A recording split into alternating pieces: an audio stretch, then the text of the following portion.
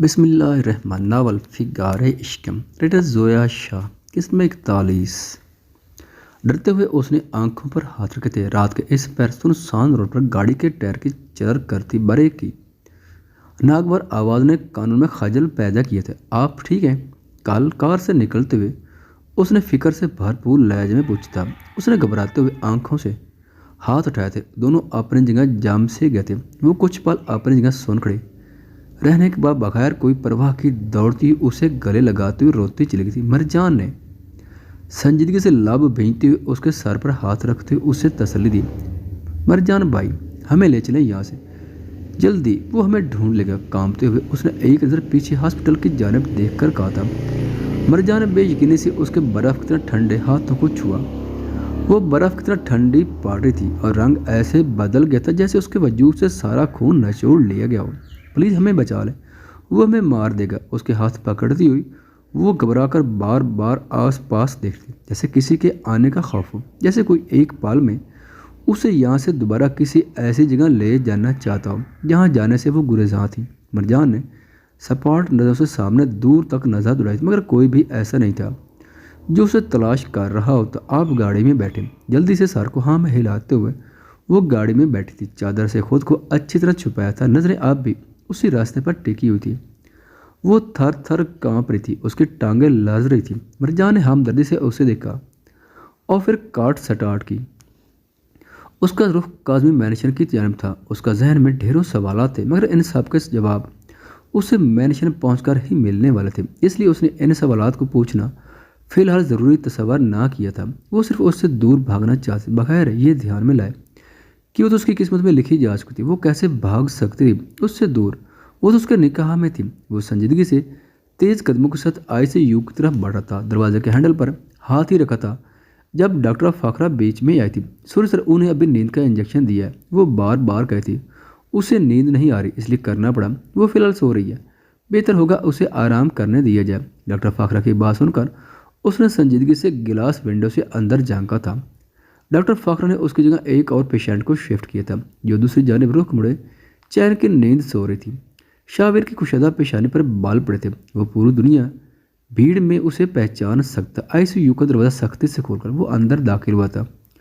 اس کی جگہ کسی اور لڑکی کو بیڈ پر دیکھ کر اس کی آنکھیں سرخ انگارہ ہوئیں۔ اس نے قہر برساتی نظر سے ڈاکٹر فاخرہ کو دیکھا تھا جو انگلیاں مروڑتے ہوئے خوف سے مسلسل نظریں یہاں سے وہاں دوڑا رہی تھی۔ کہاں ہے وہ؟ لہجے میں انتہا کی سرد عبور تھی مگر لہجہ جارحانہ تھا۔ ڈاکٹر فاخرہ نے ہونٹ بھیج کر نظریں اٹھائے، اس کی شعلہ آنکھوں کو دیکھا جن میں سرخی پھیل تھی۔ وہ بھاگ گئی، کہاں گئی یہ مجھے نہیں پتا، میں قسم کھاتی ہوں مجھے نہیں پتا۔ نظریں فرش میں گاڑے ڈاکٹر فاخرہ نے سہمے ہوئے انداز میں کہا۔ اس کی پیشانی پر بال پڑے تھے۔ کٹھور نظر سے ڈاکٹر کو دیکھ کر وہ آئی سی یو سے باہر نکلا تھا۔ ڈاکٹر فاخرہ بھی اس کے پیچھے تیز قدموں سے چلی تھی۔ Sir please try to understand, وہ بہت ڈری ہوئی تھی اور بار بار مجھ سے ریکویسٹ کر رہی تھی کہ میں انہیں کسی بھی طرح یہاں سے نکالوں۔ میں کیا کرتے سر، پلیز رک جائیں، انچارج سے کچھ مات کہیے گا پلیز سر۔ وہ سنجیدگی سے رکا تھا۔ ڈاکٹر فاخرہ کے قدم بھی ٹھہرے تھے اگر اس دوران میں اسے ایک خروج بھی آئی نہ۔ وہ جملہ ادھورا چھوڑ کر زبیر کو کال ملاتے ہوئے ہاسپٹل سے باہر نکلا تھا۔ ڈاکٹر فاخرہ نے سہمی نظروں سے اس جنونی شخص کو دیکھا تھا۔ زبیر کچھ ہی دیر میں گاڑی لے کر وہاں پہنچا تھا۔ وہ اسے ڈھونڈنے نکل گئے تھے۔ آئی سویئر عشیق، اس کی سزا آپ کو ضرور ملے گی۔ گاڑی کی گلاس ونڈو سے باہر دیکھتے ہوئے اس نے سرگوشی کی تھی۔ سارا سفر خاموشی میں گزرا تھا۔ اس لڑکی نے ایک بار بھی پوچھنے کی زحمت نہیں کی تھی کہ اسے کہاں لے جائے۔ وہ بس اس شخص سے کہیں دور بھاگ جانا چاہتی تھی اور شاید یہی ہو رہا تھا، یا پھر یہ صرف اس کا بھرم تھا جو کچھ ہی وقت میں ٹوٹنے کو تھا۔ یہ تو خدا ہی جانتا تھا۔ گاڑی کے لیے گارڈ نے کاظمی مینشن کا ہیوی گیٹ کھولا تھا۔ وہ ہنک بنی کسی ایک غیر مرئی نقطے کو دیکھنے میں مصروف تھی۔ مرجان نے گاڑی پارک کر کے سنجیدگی سے اس کی جانب دیکھا جو ساکت بیٹھی کسی گہری سوچ میں ڈوب رہی تھی۔ مرجان نے گلا صاف کرتے ہوئے اس کی جانب دیکھا، اس کی طرف دیکھتی ہوئی سوری کہہ کر اس کے گیٹ کھولنے پر نیچے اتری تھی۔ کاظمی مینشن آج روشنیوں میں نہلایا ہوا تھا۔ ویسے اس وقت سب سو چکے ہوتے ہیں مگر آج بہت وقت بعد سہیل صاحب کے یوں گھر زندہ سلامت لوٹنے کی خوشی میں کوئی جلدی نہیں سویا تھا۔ سب پورچ میں بیٹھے خوشگواری سے گفتگو میں ملوث تھے۔ عشیق نے گھبرا کر اس کا ہاتھ پکڑا تھا۔ مرجان کے لیے بھی وہ چھوٹی بہن کی طرح ہی تھی۔ جب بھی وہ صدیقی صاحب کے یہاں جاتا تھا وہ خوش دلی سے اسے ملتی۔ مرجان نے اس کے ہاتھ کو تھامتے ہوئے پورچ میں قدم بڑھایا تھا۔ سبھی نے اس کی جانب دیکھا تھا اور پھر اس خوبصورت نقوش چہرے کی مالک لڑکی کی جانب ذرا کافی کام میں ڈالتے ہوئے رکی تھی۔ اس نے اچٹتی نظر مرجان کے ہاتھ پر ڈالی تھی جو عشیق کا ہاتھ تھامے کھڑا تھا۔ اس لڑکے کے چہرے پر واضح گھبراہٹ تھی۔ مرجان بھائی آپ ہمیں اپنے گھر کیوں لے آئے؟ وہ دھیمے لہجے میں گھبراہٹ کا شکار بولی۔ اس کا جواب بہت جلد آپ کو مل جائے گا۔ اتنا کہہ کر مرجان نے آغا صاحب کے کمرے کا رخ کیا تھا۔ وہ شاید اپنے کمرے میں تھے، سب کی نظروں نے ان کا پیچھا کیا تھا۔ قصہ بیگم اٹھ کر ان کے پیچھے چل رہی تھی، ذرا کچھ فاصلے پر کھڑی انہیں دیکھتی رہ گئی۔ دروازے پر ناک کرتے ہوئے مرجان دروازہ کھولنے کا انتظار کرنے لگا۔ عشیق گھبراتے ہوئے کبھی دروازے کو دیکھتی تو کبھی مرجان کو۔ شہنشاہ صاحب بھی آغا صاحب کے کمرے میں ان سے کسی موضوع پر بہوے گفتگو تھے جب مرجان نے دستک دی تھی۔ آغا صاحب نے دروازہ کھولا تھا، اگلے ہی لمحے وہ اپنی جگہ پر جم گئے تھے۔ عشیق نے گھبراتے ہوئے مرجان کا ہاتھ پکڑا تھا۔ آغا صاحب اسے کیسے نہ پہچانتے؟ اس کی معصومیت سے بھرپور سبز آنکھیں، وہ کیسے بول سکتے؟ میری بچی، آغا صاحب نے مرجان کی طرف بے یقینی سے دیکھتے ہوئے پوچھا تھا۔ مرجان نے دھیرے سے سر کو ہاں میں ہلایا تھا۔ عشیق ڈرتے ہوئے مرجان کے پیچھے ہوئی تھی۔ قصہ بیگم نے نہ سمجھی سے اس لڑکی کو اور پھر آغا صاحب کو دیکھا تھا۔ آپ پوچھ رہی تھی نا میں آپ کو یہاں کیوں لایا؟ اس کا جواب آپ کو چاچو بتائیں گے، مرجان نے عشیق کو دیکھتے ہوئے کہا۔ عشیق نے تعصب سے آغا صاحب کو دیکھا تھا جن کی آنکھوں سے بے تاشا آنسو جاری ہوئے تھے۔ شہنشاہ صاحب نے پہلے ایک سادہ نظر اس لڑکی پر ڈالے۔ وہ سادہ سے لباس میں ملبوس معصوم حسین نقوش کی مالک تھی۔ انہیں دیکھ کر وہ سورہ سے سر پر چادر درست کر گئی تھی۔ شہنشاہ صاحب کے لبوں پر متبسم بکھرا تھا۔ عشیق نے ان کی آنکھوں میں اپنے لیے فخر دیکھا تھا۔ اس وقت سب کچھ عشیق کی سمجھ سے باہر تھا۔ وہ یہاں کسی کو نہیں جانتی تھی سوائے مرجان کی، اور اس لیے وہ اسی کو بار بار دیکھ رہی تھی۔ یہ لڑکی کون ہے آغا؟ آخر کر قصہ بیگم نے خاموشی توڑی تھی۔ شہنشاہ صاحب نے آغا صاحب کو دیکھ کر سر کو تعصب سے ہلایا تھا۔ یہ میری بیٹی ہے قصہ۔ بس یہی سننے کی دیر تھی۔ دو دل تیز سے دھڑکتے تھے، ایک عشیق کا اور ایک قصہ بیگم کا۔ عشیق نے بے یقینی سے آغا صاحب کو دیکھا جبکہ قصہ بیگم کی آنکھوں میں نمی پیدا ہوئی۔ آفرین بیگم اور باقی سب بھی سب جاننے اور سننے کے منتظر تھے۔ آغا صاحب نے بولنا شروع کیا تھا۔ ہاں سب نے صحیح سنا، یہ لڑکی میری بیٹی ہے۔ میں اتنا کٹھور دل کیسے ہو گیا تھا جب میں نے اس معصوم سی بچی کو یتیم خانے میں یہ کہہ کر چھوڑ دیا کہ اس کے ماں باپ مر گئے۔ میں نہیں جانتا تھا یہ پچھتاوا مجھے پوری زندگی بھر رہے گا۔ میں پوری زندگی اس بچی کو ڈھونڈتا مارا پھروں گا۔ سر جھٹکتے ہوئے آغا صاحب نے عشیق کی جانب دیکھا جس کی آنکھوں میں آنسو تیر رہے تھے۔ ایسے کیسے کر سکتے ہو تم آغا؟ میں نے پوری زندگی تمہارے لیے وقف کر دی اور تم نے دھوکہ دیا مجھے۔ تم ایسا کیسے کر سکتے ہو آغا؟ کیسے کر سکتے ہو تم ایسا؟ اور اب تم اس ناجائز لڑکی کو۔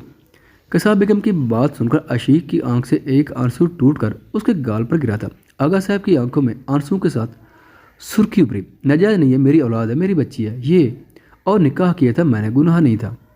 اور خبردار اگر تم نے میری اولاد کے دوبارہ ایسا گھٹیا الفاظ کا چناؤ بھی کیا۔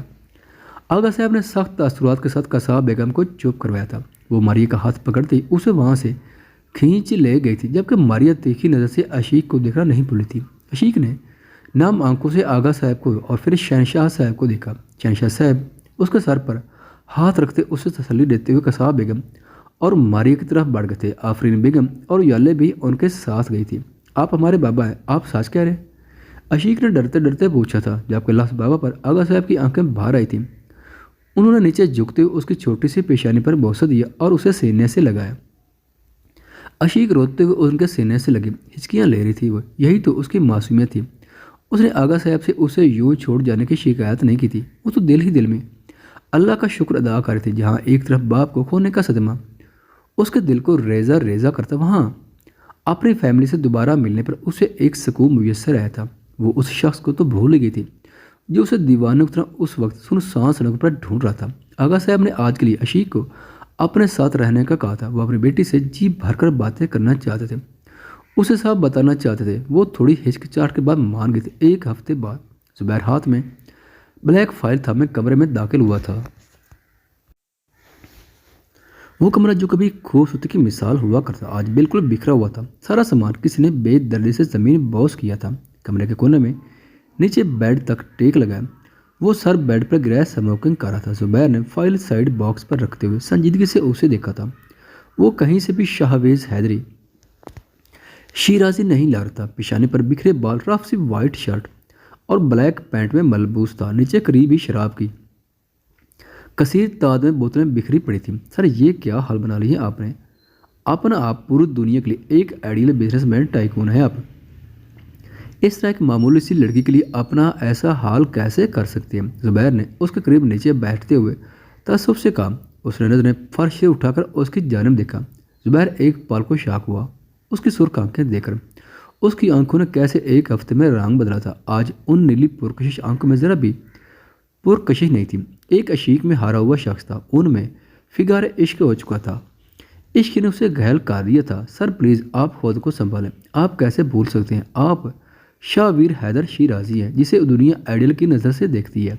वो सर झटकता हुआ बेड पर सर गिराए आंखें मेज चुका था। उसे फिर से याद आए थे जिस रात वो उससे मिली थी। यहाँ आओ। क्यों आए? उसे तीखी नज़रों से देखते हुए वो घबरा कर उठते हुए बोली जो उसे अपने पास लेटने की पेशकश कर रहा था। यहाँ आओ। इस बार सख्ती से हुक्म सादर किया गया। वो घबरा कर उसे देखती हुई उसके पास आकर लेटी थी। दिल शिद्दत से धक धक कर रहा था। उसके कंधे से थाम कर उसका सर अपने मजबूत बाजुओं पर रखते हुए उसके चेहरे पर बिखरे हुए बालों की लेट से खेलते हुए मुस्कुराया। आपका नाम क्या है? अचानक सवाल पर वो आंखें सुकड़े उसे देख चुका था जिस पर वो स्टप टाकर आंखें घुमा गई थी। हम क्या बुलाएं आपको? कुछ देर बाद वो फिर बोल पड़ी शीरी। वो सपाट लहजे में बोली ये कैसा नाम हुआ? वो उसकी आंखों में देखते हुए बोली जिस पर वो मुस्कुरा रही था। एक आंसू टूटकर उसकी आंखों से बेड शीट में जज़ब हुआ। जुबैर ने लब भेजकर उसे देखा था जो माजी से नहीं निकल पा रहा था। तुम ठीक कह रहे हो। उस लड़की को इतनी आसानी से नहीं जाने दो। एलेक्स से बात हुई तुम्हारी? कब की मीटिंग है?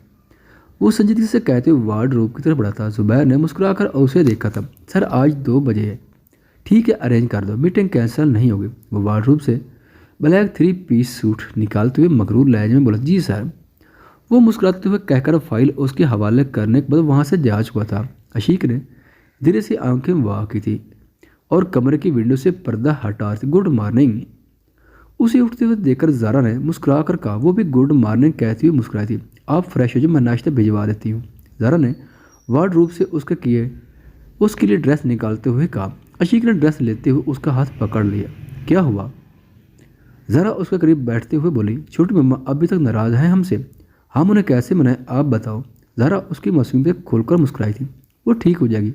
उन्हें थोड़ा टाइम दो। और आप तो हो इतनी क्यूट। आपसे कोई कैसे नाराज़ रह सकता है? चले आप जल्दी से रेडी हो जाए मैं नाश्ता भिजवा देती हूँ। जी। अशीक फ्रेश होने चली गई थी और ज़रा कमरे से बाहर ही निकली थी जब उसे मरजान ने खींचकर एक जानिब किया था। क्या बदतमीजी है ये? ज़रा ने उसकी आंखों में देखते हुए मुस्कुराकर पूछा आपके पास अपने शोहर के लिए बिल्कुल टाइम नहीं है ज़रूर। उसके गाल को खींचते हुए वो मसनूई खाफगी से बोला। पर ज़रा ने आंखें सुकड़ी थी। कम मान कोई नहीं देख रहा। उसके कान पर झुकते हुए मरजान ने धीरे से सरगोश की थी। ज़रा पहले तो मुस्कुराई मगर पीछे से आते जुनैरा को देखकर उछली थी। मरजान ने मुड़कर पीछे देखा था। संजीदगी से जुनैरा मुस्कुराई थी और ज़रा को देखकर और फिर मुंह पर हाथ रखती हुई वहाँ से फ़ौरन निकल गई थी। पीछे हटे शर्म भी नहीं थी आपको? उसे कंधे से पीछे हटाती हुई शर्म से लाल होती हुई वहाँ से भाग गई थी जबकि मरजान ने कड़े तेवरों से जाती हुई ज़ारा को घूरा था। हरब ने बेमज़ा होकर आंखें खोली थी। उसके मुताबिक ये मनहूस टाइम था जो इस पर से ब्लैंकेट खींच चुका था। मगर जुनैरा को देखकर उसकी आंखें खुली थी। 11 बज रहे। आपको ऑफिस नहीं जाना तो ना जाए लेकिन इतनी देर सोए मत रहे। दादा साहब ने देख लिया तो नाराज़ होंगे। ब्लैंकेट को दुरुस्त करके बेड पर रखती हुई वो मसरूफ सी बोली। हरब ने बेतासुर नज़रों से उसे देखा। उसकी ड्रेसिंग एकदम से बदल गई थी।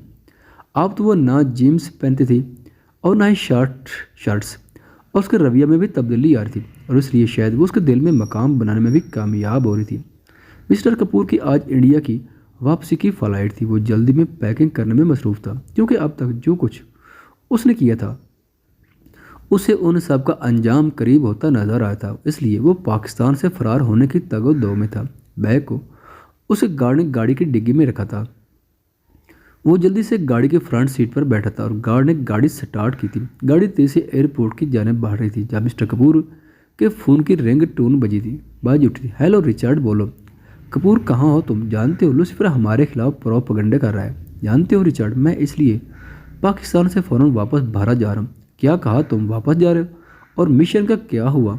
مسٹر رچرڈ نے دانت پیسے۔ مجھے تمہارے کسی مشن میں کام نہیں کرنا۔ تم جانتے ہو لوسیفر کتنا ظالم اور شاطر ہے۔ اس دن تو میں جیسے کیسے بچ گیا، لیکن تمہاری وجہ سے میں دوبارہ اپنی جان خطرے میں نہیں ڈال سکتا۔ کال کٹ کرتے ہوئے کپور نے پھنکار کر کہا۔ جب اس کی سماعت میں بیپس کی آواز پڑی، ڈرائیور گاڑی روکو، وہ چلایا تھا۔ ڈرائیور نے ایک دم گاڑی کو بریکس لگائے تھے۔ ایک زوردار دھماکہ ہوا اور گاڑی میں آگ بھڑک اٹھی تھی۔